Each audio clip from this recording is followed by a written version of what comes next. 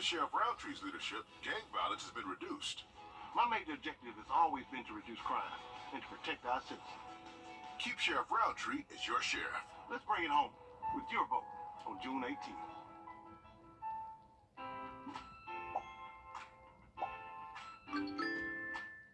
When you visit or work with Parker's Kitchen, your support makes a difference. You've helped us rank as best workplace in America. None of this happens without you. Thank you.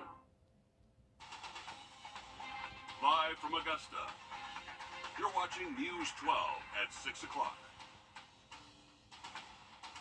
First on News 12 at 6, there's a chance for severe thunderstorms tonight, mainly in our southern counties. Good evening, I'm Wrdw. And I'm Zana Halliburton. Taking a live look outside, the sun has finally come out for us after a rainy start for our day. And that's exactly what we wanted. We want the sun to stay around, but we know... Forecast for you in just about 10 minutes. Thanks, Riley. We're learning today 19-year-old Amazing Brigham is in custody in connection to Saturday's shootout in downtown Augusta. The GBI says Amazing Lee Blessed Brigham faces 2 counts of aggravated assault and 1 count of possession of a gun during the commission of a crime. It's been 48 hours since that chaotic scene sent 3 people, including Brigham, to the hospital and sent others running for their lives. Now, business owners are calling on those in charge for change. Our Sydney Hood is live in downtown Augusta, just feet away from where shots rang out. How are some businesses feeling today, Sydney?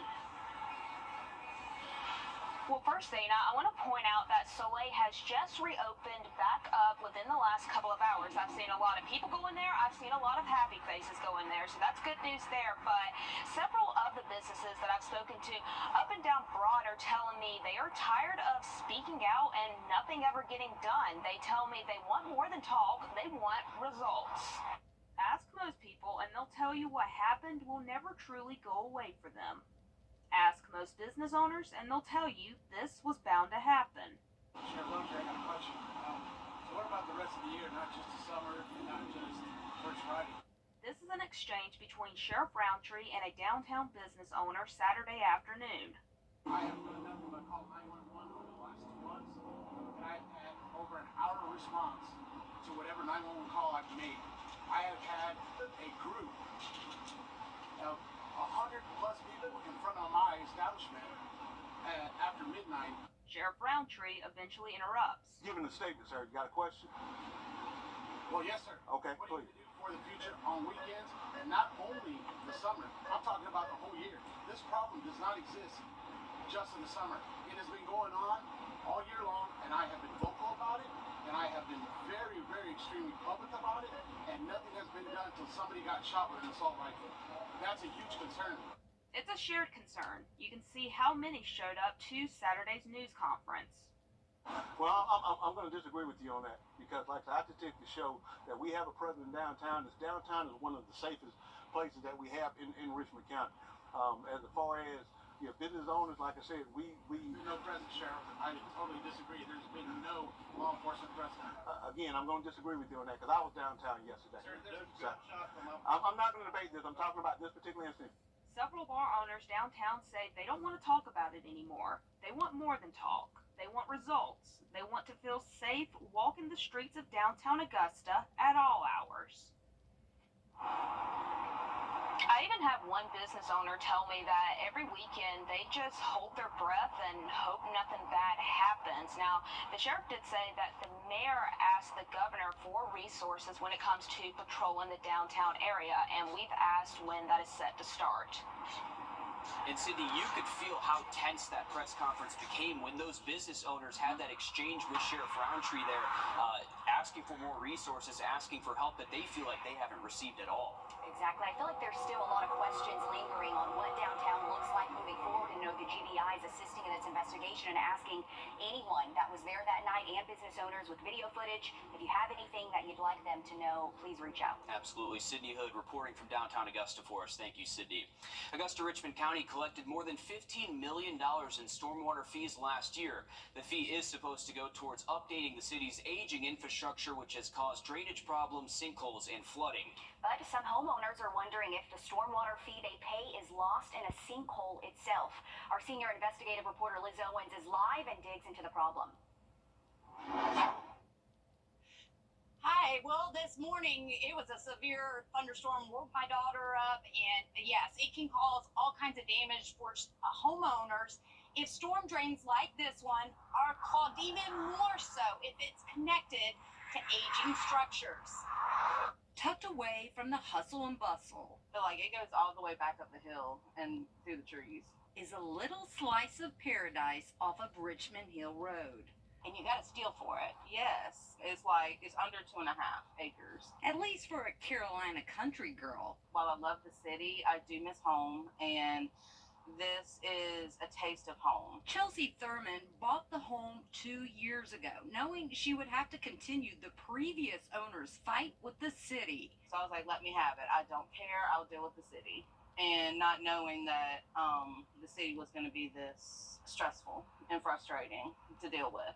Frustrating because her country paradise, because there's like sinking spots everywhere. oh yeah, I see, is becoming a sinking island. That's where my partner was cutting grass, and literally on the riding lawnmower, next thing you know, he's halfway down into the hole. A giant sinkhole is swallowing up Thurman's yard. And after every heavy rainfall, super heavy rainfall, it just gets longer and wider. The I-team pulled documents from Superior Court that shows the sinkhole sits in a county easement and drainage pipe. It stems from, like I've said before, the drain at the main road. That's where it stems from. How long have you been here now? 2 years. How long have you been working with the city or trying to get something done? Since I bought the place. And the previous homeowner was working with the city as well. The previous homeowner emailed the city in 2022, writing, "Have a sinkhole in my front yard. For approximately 14 months, the cause is from a stormwater culvert that spans from Richmond Road across the entire width of the property. The culvert is metal and has rusted out of the bottom. I feel this is a dangerous situation." A city worker responded 3 days later, writing in the work order, unable to locate the box that has the pipe traveling the direction of the sinkhole is.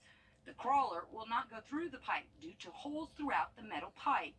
The city writes in another work order 5 months later, there is a box located at 158 foot with a cross pipe going towards Richmond Hill Road.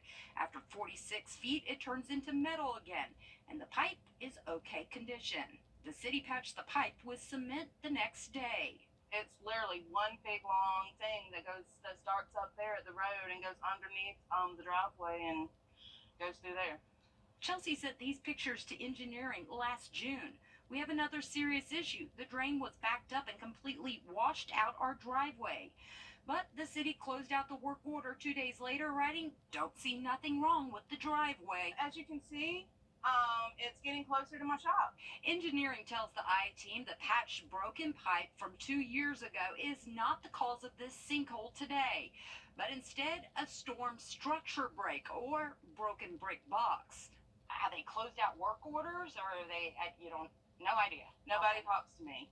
Engineering says they're in the process of getting the structure repaired soon, but the work order is still open 6 months later. It's terrible. I mean, we pay to live here. Why isn't appropriate action being taken?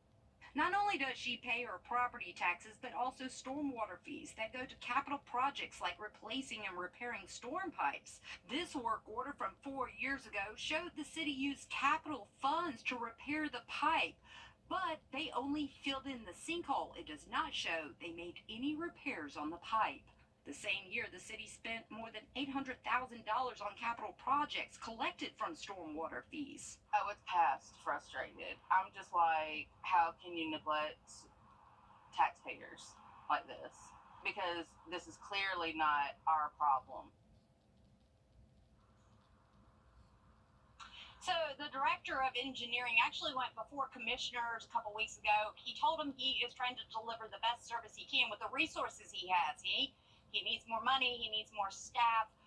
In the next couple of weeks, commissioners will be meeting to discuss how to spend your tax dollars next year, including SPLOST money. And the interim administrator is urging commissioners to consider and prioritize the infrastructure and make that number one with the SPLOST money coming up.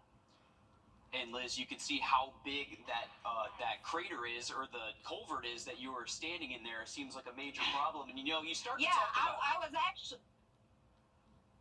Go ahead, Liz. Sorry, I was about to say I was going to walk up here while I was talking, but I started sinking down a little bit and didn't want to embarrass myself, so I'm standing still right now. Yes, okay, Liz, we'll certainly be safe out there, but you can just hear and feel the frustration in that homeowner's voice. I mean, Absolutely. all she wants is help. And hopefully something will get done quickly. Thank you, Liz. Well, Augusta continues to set the bar for cybersecurity in the nation. $163 million in federal funding is on the way to enhance work being done at Fort Eisenhower's Cyber Center of Excellence. As public and private sectors look to grow roots in the CSRA, our Kennedy Payne explains how leaders are building up the cyber workforce. Senator John Ossoff believes it's important to elevate Augusta as a national cybersecurity hub. Cybersecurity means defending the nation, defending our schools, our hospitals, our critical infrastructure. It also means economic opportunity for people in Augusta. Senator Ossoff says that means lots of money and jobs coming to the CSRA. Well, we're expecting continued explosive growth in demand for qualified cybersecurity professionals. We want them to be from and trained here in Augusta so that Georgia is benefiting.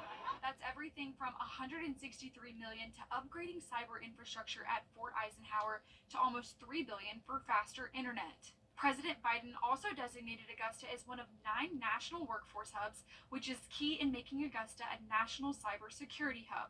The federal government is providing billions of dollars to build out the country's infrastructure to meet the challenges of our increasingly digital world. The National Cyber Director, Harry Coker Jr., says it's all part of an investment into Augusta's future. Here in Georgia, there are almost 15,000 open cyber jobs. To meet this cyber workforce challenge, we know that the best solutions come not solely from Washington, but from innovative partnerships and ideas in communities like yours. Thanks for that, Kennedy. Still to come on News 12 at 6, there's an emergency blood shortage in the CSRA. Shepherd Community Blood Center and our local hospitals are calling on you to help save lives. And we are tracking some strong thunderstorms in our southern counties, and potentially some of these could turn severe over the next couple of hours. I have an update for you just after the break. Time and Temp, brought to you by your First Alert weather team. Wednesday afternoon, but not much rain until we get to the weekend, and even then it's very isolated. All right, thanks, Riley. Summer is notorious for blood shortages. That's why Shepherd Community Blood Center and our local hospitals are calling on you at home to make a difference. Shepherd just issued an emergency appeal, their first since 2022, which means they're seeing a high shortage. If you donate there, all blood collected stays local, and you never know when you could bump into the person you're helping. On April 29th is when Kate received that transfusion. Yes. And that actually came from Madeline. Oh, thank you. Thank you so much. Danya Riddle has been donating blood since her little girl Kate was diagnosed with leukemia at 2 years old. Kate is now 6 and is undergoing treatment.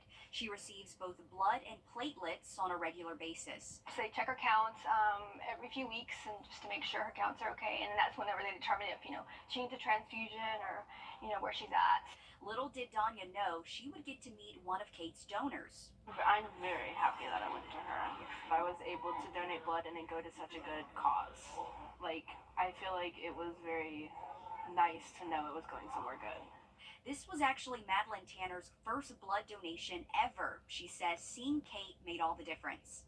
It's definitely a hard thing to have to go through, but I feel like with the doctors that we have and the donations we get from other people, it will be very generous of people to donate and for it to go to such a good little child.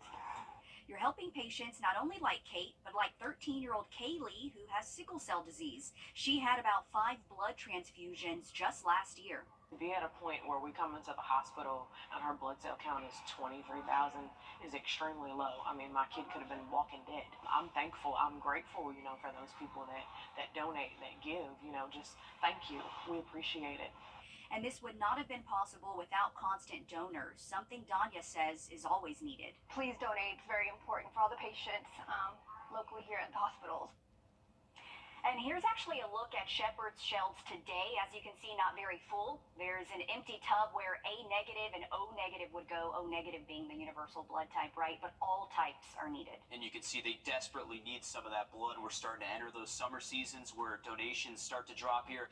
But just to see the reaction from the mother and then for the donor to meet with her child is just incredible there. It shows you how important this all is. Yes, and you could bump into that person tomorrow. You just never know. Absolutely. And you can help at home. They are extending their hours right now. All donor centers, including Aiken, Augusta, Evans, and Grovetown, donors can donate blood this week from 8 to 6 at these local centers. Of course, we have more information on our website, wrdw.com. Well, Game 3 of the Athens Super Regional between Georgia and NC State begins at the top of the hour. We'll have live coverage from Folly Field coming up next. First Alert Radar, powered by Jim Hudson Automotive Group. Please join me for a live educational webinar where I'll break down every aspect of Medicare. I promise you'll walk away feeling confident and prepared to take the next step on your Medicare journey. It's free to join, and you can sign up right on our website, rU64.com. If there's a garden